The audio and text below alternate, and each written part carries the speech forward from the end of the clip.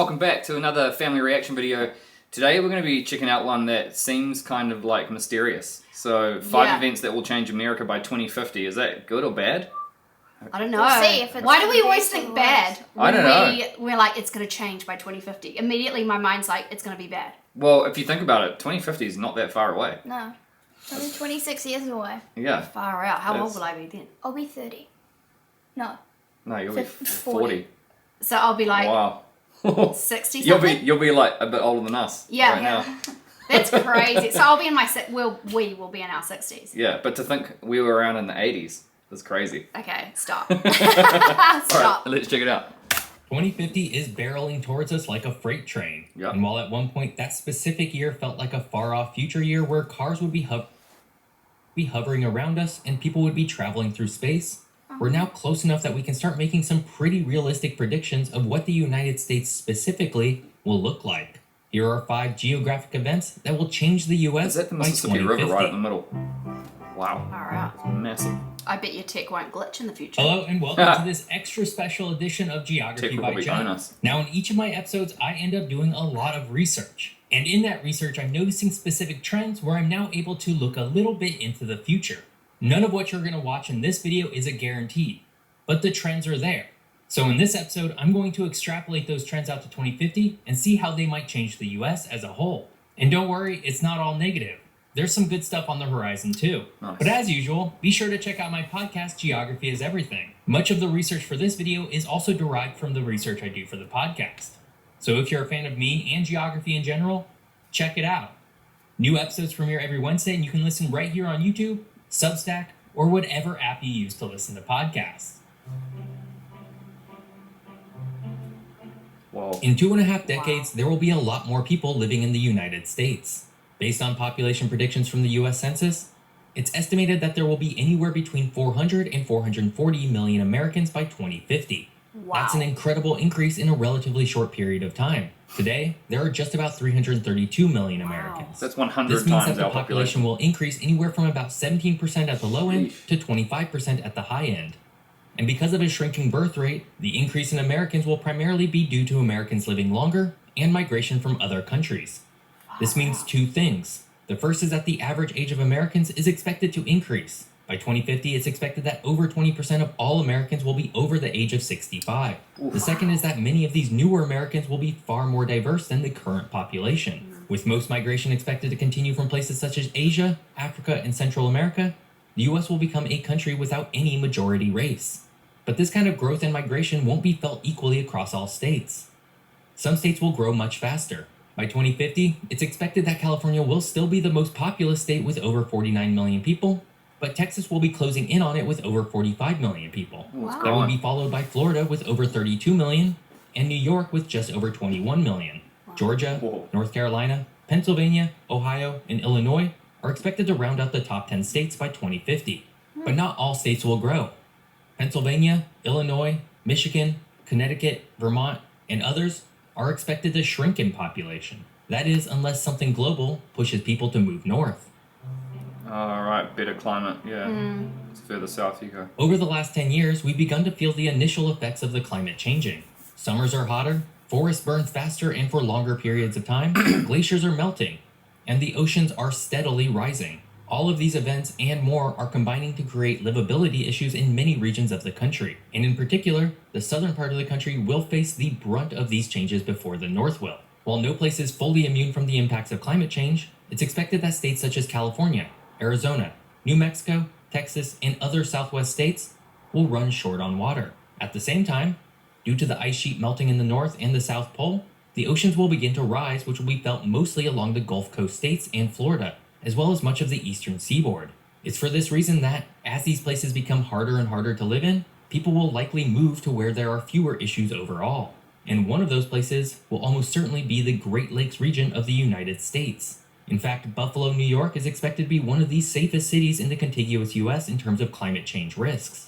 And the simple fact that the Great Lakes themselves hold about 21% of all surface freshwater will mean that the region at large will be relatively safe from the expected prolonged periods of drought that will increase in frequency. So while current population estimates have most of the population moving to states such as Texas, Florida, and Georgia, that's only if current trends continue as they are today. With an outlying factor such as climate change on the horizon, those tens of millions of immigrants and more could opt for the northern states instead. Those are two huge predictions that could dramatically reshape the United States as we know it. They're also the two with the most variability. The US, for example, could clamp down on immigration, in which case the country could potentially not grow at all, or even shrink like we're starting to see in countries like Japan. Our next three predictions are far more likely to happen. But before we get to our next three predictions, if you're enjoying this video, hit that subscribe button. More fun geography videos are just a single click away. High-speed rail is something the United States has been talking about for a long time, but very little of it has actually materialized to date. Outside of some small segments of Amtrak's Acela service in the Northeast Corridor, most regions barely have any form of passenger rail at all, high-speed or otherwise. But by 2050, that will change significantly. For starters, the country's most infamous high-speed rail line, California High-Speed Rail, should begin full service from Los Angeles to San Francisco in 2033. Whoa, Wow. An additional phase 2 of the project is also being planned right now, which would see further connections to Sacramento and San Diego, effectively linking all major California cities by high-speed rail. Two other high-speed rail services that are pretty far along in their development are the Texas Central High-Speed Rail from Houston to Dallas, and the Florida Brightline extension that will connect Miami to Orlando. That would help us Both on should the be next trip. complete well before It really would. 2050. And with three primary examples of high-speed rail operating within the country by 2030, this will undoubtedly lead to more projects popping up around the country. By 2050, there will likely be additional high-speed passenger train services to facilitate quick rail transportation within key regions. In the Pacific Northwest, a high-speed rail line is being looked at to connect Portland, Oregon to Vancouver, British Columbia by way of Seattle. Back in California, a high-speed rail route from Las Vegas to Los Angeles should either be That'd be cool. complete That'd be or successful. nearing completion. In the Southeast, a route connecting Atlanta to Washington, D.C. by way of Charlotte could be fully realized. Wow. And of course, in the train capital of the country, Chicago, we could see the first ever high-speed rail hub connecting the city to Minneapolis, St. Louis, Indianapolis, Cleveland, and Detroit. And due to the speed and convenience of high-speed rail, as well as other changes in land use already being implemented, the U.S. will very likely see a change in development within its cities. Surprised they don't use them already. Yeah. Outside of a few places in the US, primarily New York, Chicago, Philadelphia, and San Francisco, most cities have followed a pretty typical development pattern over the last 100 years.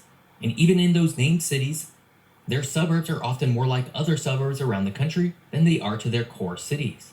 All that's to say, most metro regions in the United States have a very small downtown core area with skyscrapers, followed by a sea of low-density buildings, single-family homes, and big-box retail stores and outlets. This type of development pattern has been in existence since the early 1900s when the idea of the suburb was just starting out. And it was largely the byproduct of a zoning law that allowed for large parts of every city to be dedicated to the building of nothing but large lot, single-family homes. And while this kind of development worked well for the 1900s, Massive homes. in the 2000s, it's definitely showing its age. With more people cramming into cities than ever before, states are starting to see that they're not able to fit enough housing into their cities.